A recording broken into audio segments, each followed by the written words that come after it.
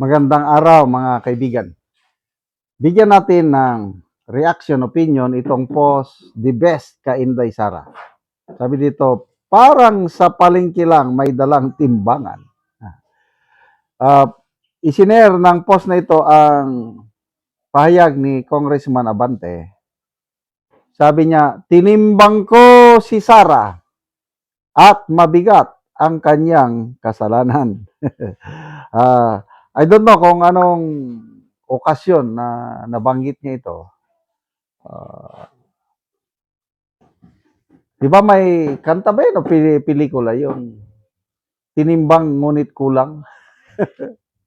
Parang pelikula o kanta. So, reaction ko, sa election ng 2025, ang mga residente, 6 district ba ito ng Manila, tinimbang nila si Abante. Ngunit naging kulang. Bakit? Talo siya sa boto. Second placer lang siya eh. Kulang ang kanyang timbang. O bakit siya nakaupo ngayon? Dahil pinaupo ng COMELEC. Yan, ang unang siya, nagkulang siya ng timbang. Ano pa? Pagdating sa kasalanan, pagdating sa mata ng Diyos, walang mabigat at maliit na kasalanan sa Diyos. Lahat tayo makasalanan. Kaya, yung statement na ito ni Bishop Abante, para bang tingin niya sarili niya na okay lang siya, righteous siya, si BP Sara, matindi, ang bigat ng kasalanan niyan. Ako, wala, malinis ako. Parang ganon. Sige, kung malinis kayo, di malinis. Kailang darating ang panahon, lahat ng ginawa natin sa buhay na ito, kung hindi man maibulgar sa mundong ito, ibubulgar yan ng Panginoon.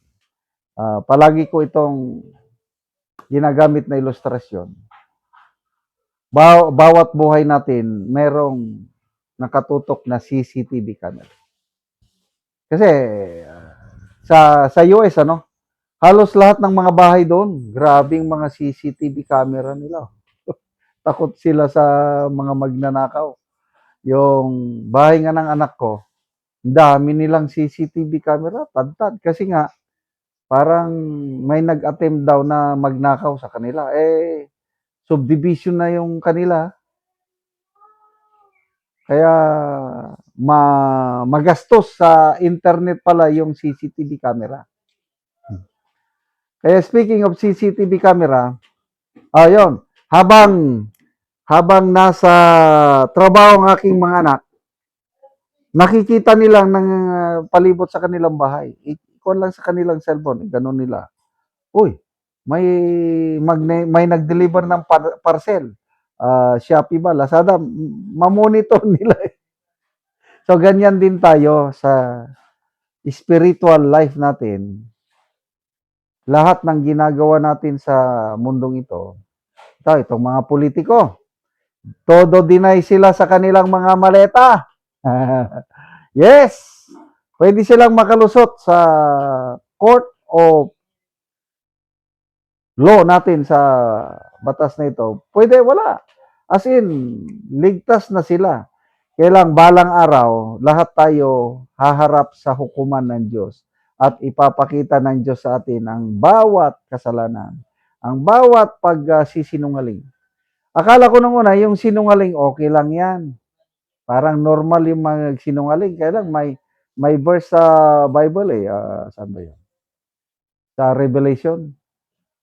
Ang mga sinungaling, itinapon sa lake of fire. Pagsisinungaling. Akala ko nung una, mabigat lang yung mga murder, yung mga diyan. Kahit pagsisinungaling lang. Sige. Kung ano man itong mga ginagawa ng mga politiko natin ngayon, wala namang santo sa kanila. Lahat sila may mga ano. Kailan, depende na rin yan sa may mas magandang pamamahala. And ako, believe na believe ako sa mga Duterte. Ulitin ko, hindi sila santo at mga santa. May mga ginagawa rin, siguro, hindi ko alam, kailang, yung, yung resulta sa kanilang governance, example, sa Davao City, nakakaingit ang Davao City. Oh, insurgency free ang Davao City. Debt free, walang utang. Tahimik, may disiplina. Ano pa? Malinis. One of the, I think, second cleanest city in Southeast Asia. Isa sa pinaka-peaceful na syudad, hindi lang sa Pilipinas, kundi sa buong Southeast Asia. Meron pa yung buong mundo, yung safest city in the world, number 53 ang Davao City. Yan yung mga Duterte brand of leadership and governance na gustong-gusto ko. So kung magnanakaw man, makasalanan man, sige, sampahan nyo ng kaso. Kaya nga, dyan sa impeachment complaint, yan, sinampahan ng kaso. Kaya lang, hindi yan ang tunay na korte. Ang tunay na korte is, yan, sampahan nyo siya ng kaso sa, of course, ombudsman, nandyan na yung plunder. Nandyan na kung ano-anong kaso. Again, ulitin ko, lahat tayo haharap sa hukuman ng Diyos at lahat tayo be declared guilty. Kasi lahat tayo makasalanan. Kaya lang, kahit makasalanan tayo, ang Diyos nagbigay na ng pardon. Ano yung pardon? Yung pinadala niya, John 3:16, For God so loved the world that He gave His only begotten Son, that whosoever believes in Him shall not perish but have everlasting life. Kapatawaran ng kasalanan natin, ibigay na ng Diyos. Yung ginawa ng Panginoong Hesus sa krus. Kaya ang gawin lang natin ngayon is mag-A, B, C. Ano yung A? Admit or accept that you are a sinner. Ako makasalanan. B, believe.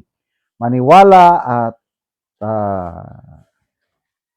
tanggapin na si Panginoong Hesus ay namatay at nabuhay muli para sa kapatawaran ng lahat ng ating kasalanan. And C is commit or surrender ang buhay mo, ang buhay ko sa pamumuno ng Panginoong Hesus.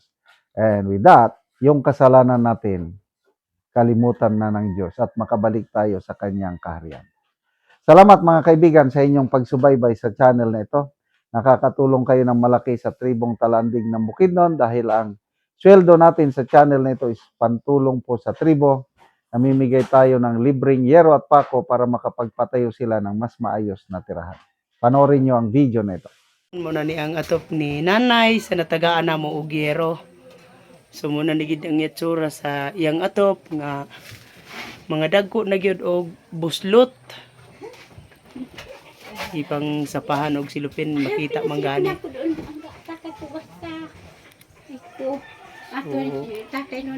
Tungod sa kakaraan na. Titing pag ay matisa o kanya ting mga Tekton ka kasong kumanayan. Dagi-dagi nga pasalamat ko ha o kuan. O may babya Karon mo na ni among gihatag nga yero.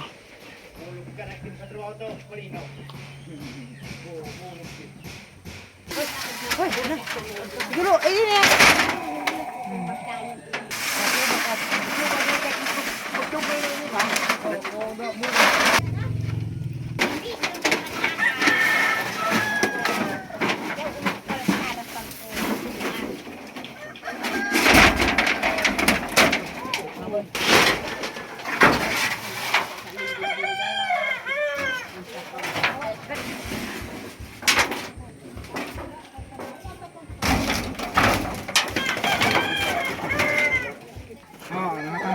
Balik ka ho binag.